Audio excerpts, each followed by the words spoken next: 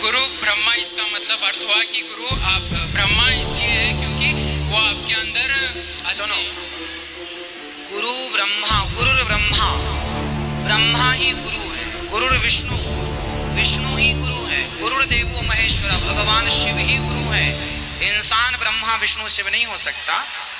गुरु श्रेष्ठ है, गुरु पूज्य तत्व है, पर गुरु भगवान नहीं है, याद रखिएगा, गुरु भगवान नहीं है। गुरु भगवान नहीं होता, वो तो भगवान ना आए थे सीधे गुरु बन के, और अपनी भक्ति की सतिथि बना के रखनी थी। काल नो सोचा है नकली संत नकली पंथ बना के नकली नाम जाप करा के इनकी भगवान से आस्था हटा दूं। जो साधना ये करेंगे उससे लाभ तो होना नहीं, आपत्ति नो की नो पड़ेंगी आके, तो कुछ दिन में भक्ति छोड़ देंगे।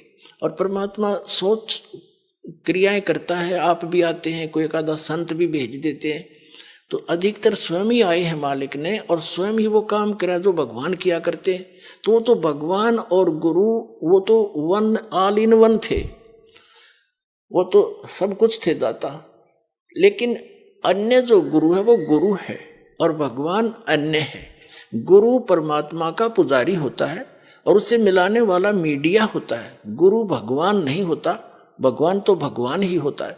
लेकिन उस परमात्मा को पाने के लिए एक विधि बताई है परमात्मा ने कि अपने गुरु को आप एज ए गॉड ट्रीट करना, उससे भगवान की तरह व्यवहार करना, ताकि जब तुम यहां से जाओगे इसी रूप में आगे भगवान परीक्षार्थ बैठेगा। और यहां जैसा व्यवहार आप कर रहे हो, जैसे विचार अपने गुरुजी के प्रति रखते हो, वो वहां भी होंगे।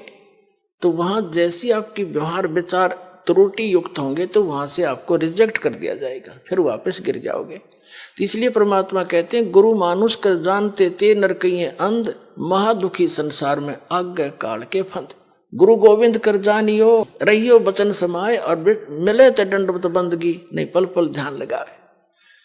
अब कहने का भाव क्या है कि जैसे ये दास है, इस दास के स्थान पर भगवान आ सकते थे, वो आ जाएं, और आप उनको खोज रहे हो भगवान, अब यहां आ जाए वो भगवान, आपका कैसा व्यवहार होगा?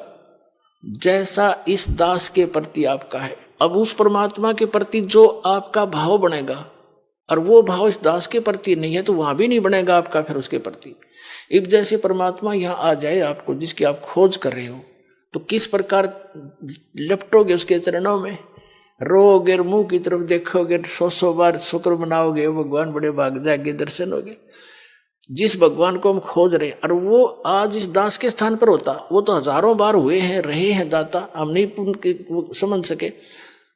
उसको जन साधारण एक भक्त संत समझ कर हमने उनसे डील किया। आप जो व्यवहार मेरे से कर रहे हो वैसा उसके साथ करोगे, तो परमात्मा वहां जब जाएगा तो यहां ये सोचकर हमने गुरुदेव से डील करना चाहिए कि मान लियो भगवान बैठे हमारे सामने, भगवान के सामने कपट से बात नहीं की जा सकती। जो वचन जो आदेश देव श्रोधार्य होना चाहिए, अपनी नहीं चलानी चाहिए, क्योंकि वो आपके हितैषी हैं, आपका बुरा नहीं चाहते, केवल भले के लिए आपको आदेश देंगे, ऐसा नहीं करना, ऐसा नहीं करना, केवल ऐसा ही करना। तो ये तुम वचन मानोगे तो भगत बनोगे और आपका कल्याण होगा।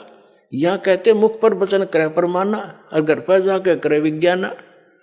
मुख पर तो गुरु जी की बात मान ले, हाँ जी हाँ जी, और घर जाकर न सोचो ना, नो थोड़ा ऐसे थोड़ा करना है, बताइए मर्यादा कैसे छोड़ेंगे?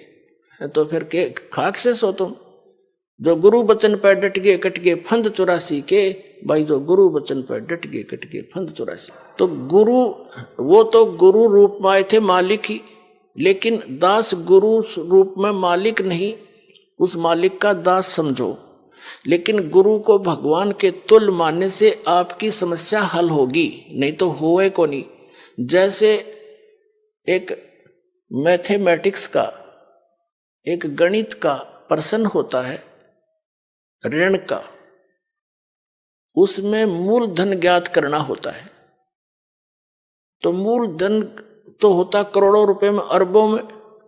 उस अरबों करोड़ों वाले मूलधन को प्राप्त करने के लिए मानना पड़ता है, मान लीजिए मूलधन 100 रुपये। वो मूलधन 100 रुपये होता नहीं, लेकिन उसको मूलधन मानने बिना वो करोड़ों अरबों वाला मूलधन आपको मिल नहीं सकता। तो जो परमात्मा है वो तो परमात्मा है, वो तो समर्थ है, लेकिन उस समर्थ को पाने के लिए इस दास को आपने मानना पड़ेगा मूलधन, यानी गुरु मान ले भगवान।